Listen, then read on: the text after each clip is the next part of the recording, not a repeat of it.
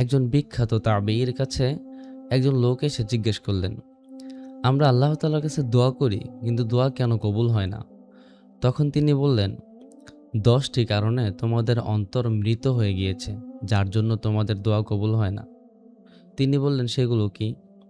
প্রথমত তিনি বললেন, তোমরা আল্লাহকে চিনো, কিন্তু তার হক আদায় করো না। তোমরা কোরআন পড়ো, কিন্তু কোরআন অনুযায়ী আমল করো না।